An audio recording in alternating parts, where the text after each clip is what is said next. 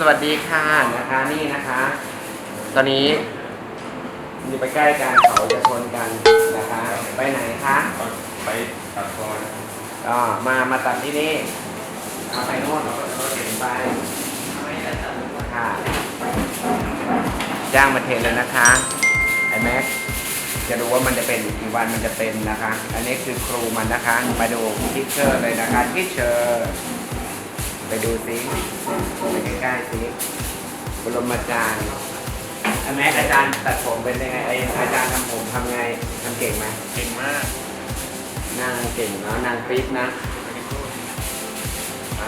อันนี้ก่อนเดี๋ยวนุก็ช่วยอาจารย์ดูสิอาจารย์ไม่บอกอาจารย์ไม่บอกหรอกว่าจะเอา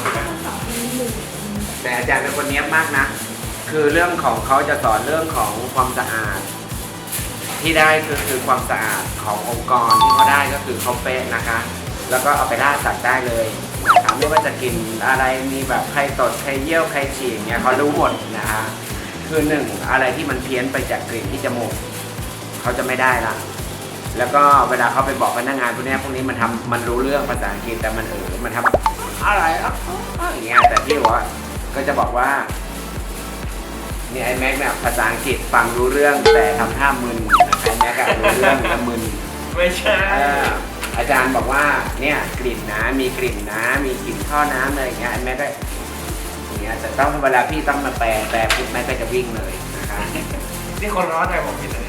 เข้าใจถูกแล้วมันเป็นจริงๆเอามายืนดูนี่ลูกมายืนใกล้ๆเอามาสอนนะคะคนไหนโง่ๆก็มาดูนะคะ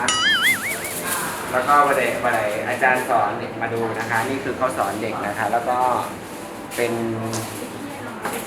เขาเรียกว่าเป็นสอนชนิดที่ว่า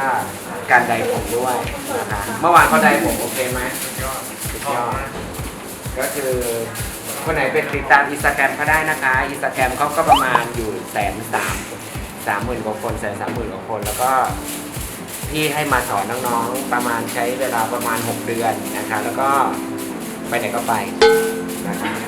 หมดประโยชน์แล้วไงเราเก่งแล้วไงก็ไปไหนก็ไปเวลาการเรียนนะครับเวลาเรียนงานต่างๆแล้วก็อันนี้นายแบบเนี่ยสั่งตรงมาจากฝรั่งเศสนะคะฮัลโหล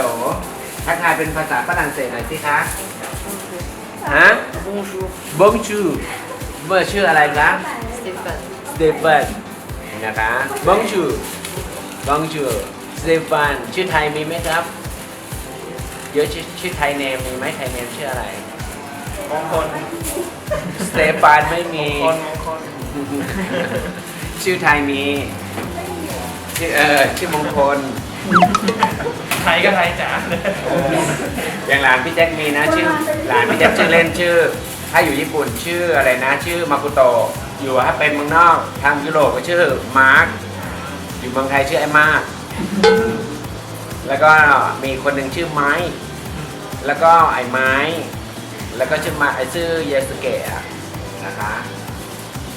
นี่คืออยากให้แม็กได้เรียนรู้ว่าหนึ่งกับเติร์ดกับน้องๆทุกคนได้ความละเอียดนะคะวันนี้สอนเรื่องความละเอียด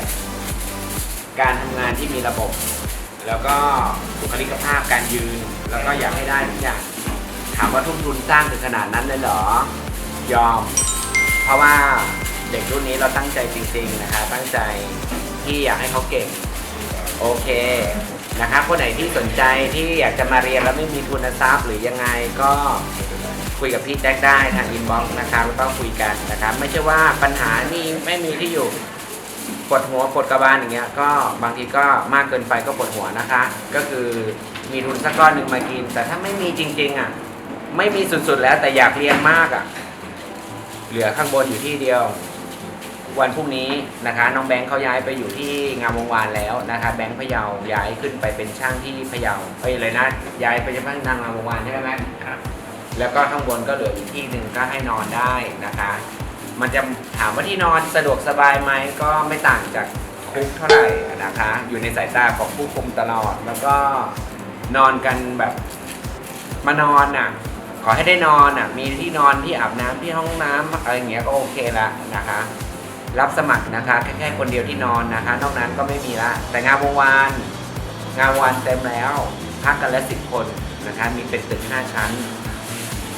เป็นตึก5ชั้นเปิดทำการ3ชั้นนะทำการทำผมแต่4กับ5เอาไว้เก็บของแล้วก็เด็กนอนนะคะมีสต็อกแล้วก็เด็กนอนอยู่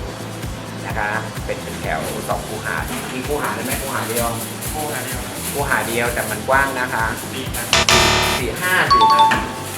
มึงไปบ่อยนะมึงอ่ะ เอ้าโถ 5 หรือ 4 5แต่ชั้นอีกฟ้าอีกชั้นเดิม ดีชั้นดำมาชั้นหนึ่ง ไม่ใช่แต่ฟ้ามารวมทำไม5 ชั้นรวมแต่ฟ้า ไม่เดี๋ยว5 ชั้นแล้วมีแต่ฟ้าอีกหนึ่งก็เป็น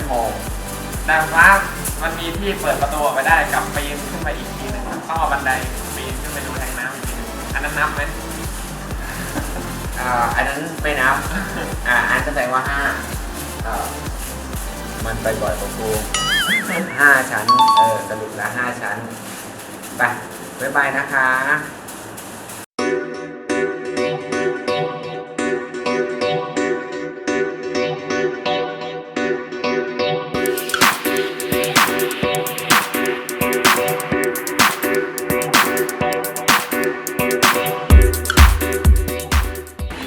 Sometimes color in orange in offside.